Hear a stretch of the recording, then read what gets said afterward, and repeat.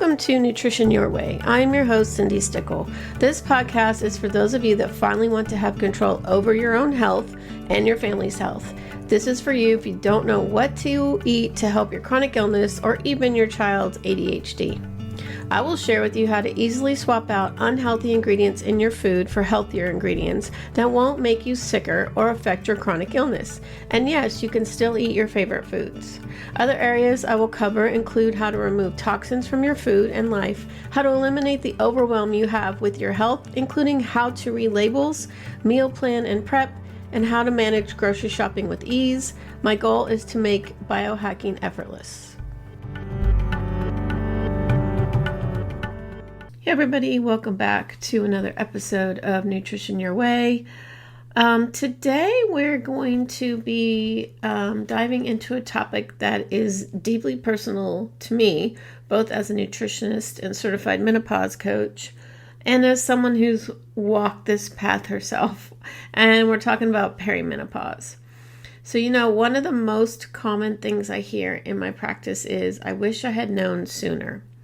Women come to me when they're already experiencing intense symptoms, not realizing that their body has been sending them signals for months or even years. That's why today's episode is so important, because recognizing these early warning signs can make all the difference in your journey. So let me share something personal with you. When I first started experiencing perimenopausal symptoms, I didn't recognize them for what they were.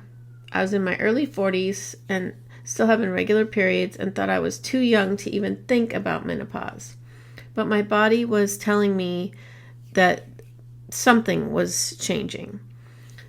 Through subtle changes in my sleep patterns, unexpected mood shifts, and energy fluctuations, something was going on.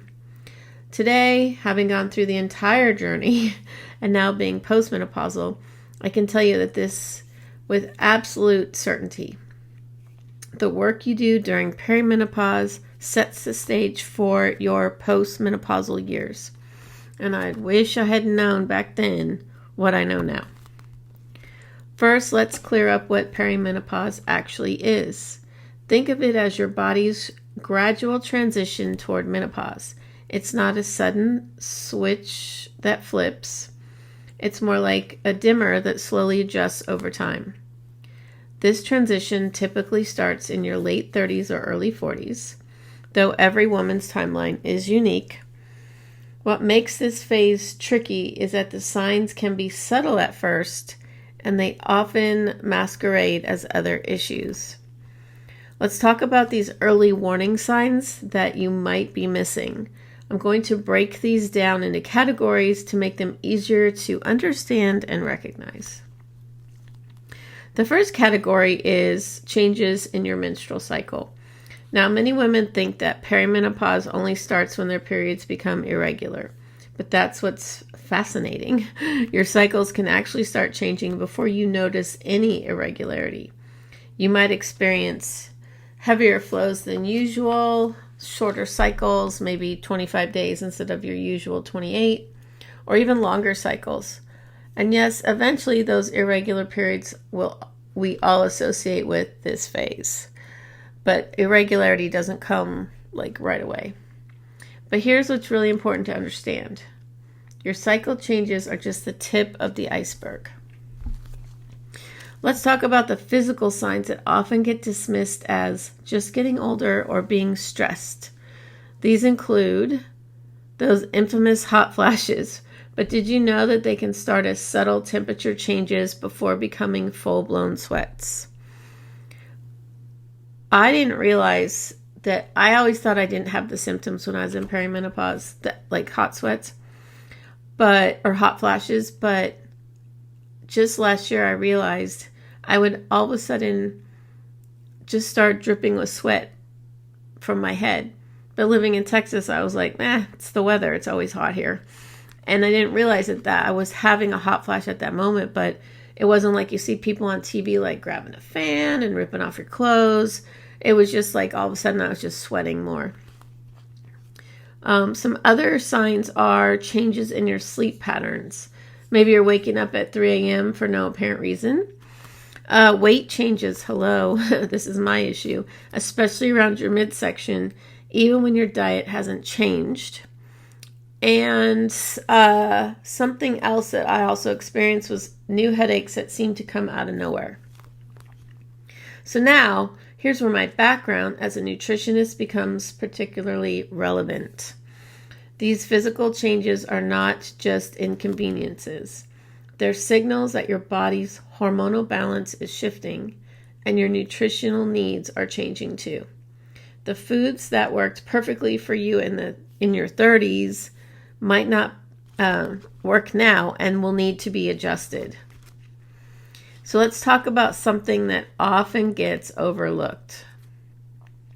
The emotional and mental signs of perimenopause. You know, as women, we're often told we're just stressed or too emotional, but there's so much more to it than that. So during our journey, I've experienced, during my own journey, I've experienced what I now call the perimenopausal fog, where I'd walk into a room and completely forget why I was there. And at the time, I blamed it on just like being busy, working full time, 2 kids. But now I know better. So here are the emotional and mental signs to watch for. Mood swings that seem to come out of nowhere, and I mean nowhere. You might be feeling fantastic one minute and tearful the next. Anxiety, even if you've never experienced it before. That brain fog I mentioned. Forgetting words, losing your train of thought mid-sentence. Sleep changes that affect your mental clarity. And something I hear from my clients all the time, a sense of not feeling like yourself. So this is where nutrition becomes your secret weapon. As a nutritionist, I can tell you that what you eat during menopause can make a dramatic difference in how you feel, especially in perimenopause. Let's break that down and be a little bit more specific. First, let's talk about blood sugar balance. When your hormones are fluctuating, your blood sugar stability becomes even more crucial. So here's what works. Start your day with protein, not just carbs.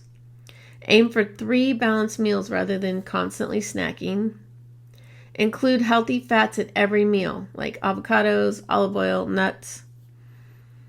And here's a tip from my own experience. Keep protein-rich snacks handy for those moments when your energy crashes. I always have like a protein bar in my purse or like a baggie full of pistachios or anything like that to get that extra protein in. So now let's discuss some specific foods that can help ease your transition. Phytoestrogen-rich foods like ground flax seeds, which I recommend adding to your morning smoothie. Cruciferous vegetables like broccoli and cauliflower, which help with hormone metabolism. Now, with my Hashimoto's and hypothyroidism, a lot of times things I've read over the last 23 years are like, oh, you need to avoid cruciferous vegetables. Raw ones are more the ones you should avoid, but I eat broccoli and cauliflower every day. So, but when they're cooked, they're okay for your thyroid. So, but they're extra special, like they help you with menopause. Food rich in omega-3s, like fatty fish. I eat salmon. And then don't forget about fiber. Aim for 25 to 30 grams daily to help with hormone balance. So many people, women especially, don't eat enough fiber, don't eat enough protein, don't eat enough carbs. They just don't eat enough, period. And I have another whole topic on under eating and what that does to makes menopause worse. So nutrition is just one piece of the puzzle. Let's talk about lifestyle modifications that can make a huge difference. Exercise becomes even more crucial during perimenopause, but here's the twist. You might need to change how you work out. High intensity exercise isn't always the answer. In fact, I often recommend Strength training 2 to 3 times per week to maintain muscle mass and bone density. I strength train five days a week. So the more, the better. Gentle yoga or stretching for stress relief and flexibility. Walking, especially in nature, which can help with mood regulation. I can go out, even if you're out in your own backyard, and just do some grounding. That works. And then most importantly, listening to your body. Some days you'll need more rest than others. And I do have other podcast episodes that talk about exercise and menopause, because too much cardio as you get older and in menopause raises your cortisol level, which causes you to gain weight, not lose weight. And your whole idea of working out is to lose weight. But you have to make sure you find the right exercise in menopause. And that is strength training more and lower, not high impact cardio. And trying to get your steps in too. Always aim for like 8 to 10,000 steps, but not like walking fast to get your cardio up. Just your everyday activity, like your NEAT, NEAT, your non-exercise activity, thermogenesis. So that is also what helps you get your steps in. So let's talk about stress management, because here's something fascinating. Your body becomes more sensitive to stress during perimenopause. And I learned this firsthand, and now I teach my clients these essential strategies. Develop a morning routine that sets you up for success, like journaling, gratitude, tea. I drink my matcha tea. Practice mindful breathing. Even just 5 minutes can make a difference. And that mindful breathing can also help because blood pressure also rises in perimenopause and postmenopause, so that can help your blood pressure. And consider starting a meditation practice. Again, just start with a couple minutes at a time and you'll work up to longer. And most importantly, learn to say no to things that drain your energy. I've been doing that more and more the older I get. And you know what? You tell someone no, they don't die. It's fine. Sleep. Let's talk about sleep. So, sleep deserves its own special mention because it's often one of the first things to change. And here are my top tips for better sleep during perimenopause. Create a consistent bedtime routine. Keep your bedroom cool. This helps with the night sweats.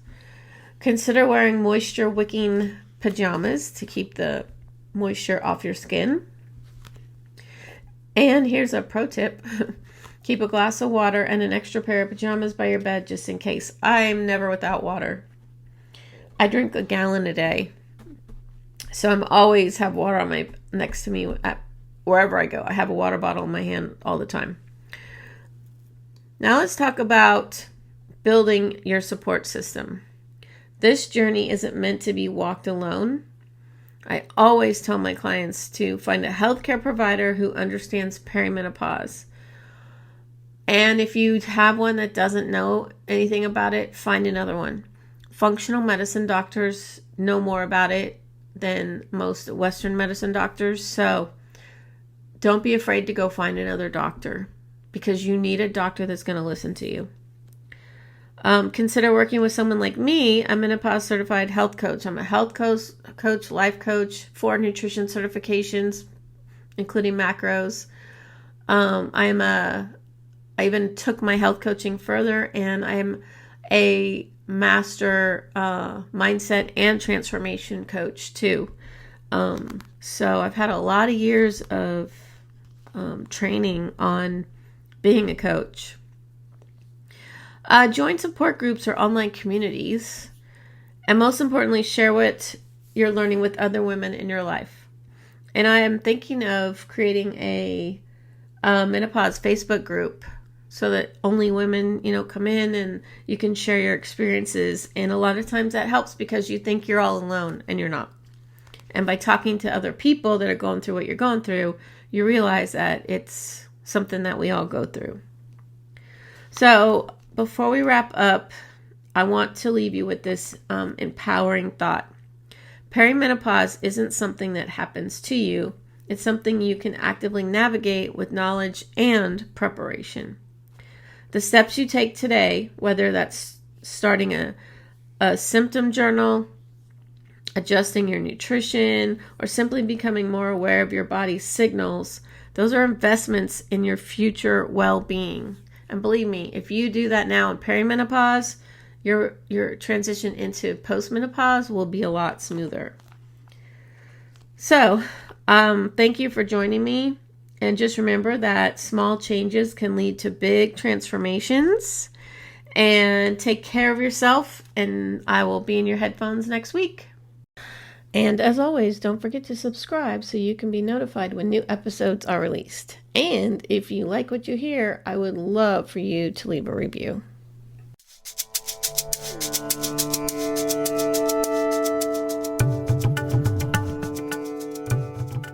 Thanks for listening today. I really appreciate you tuning in to the Nutrition Your Way podcast to learn about easy swaps, toxin-free nutrition, and how to biohack your family's health. Don't forget to subscribe here, and you can also follow me on Instagram at Cindi Stickle or my website cindystickle.com for the latest updates. Links are in the episode description.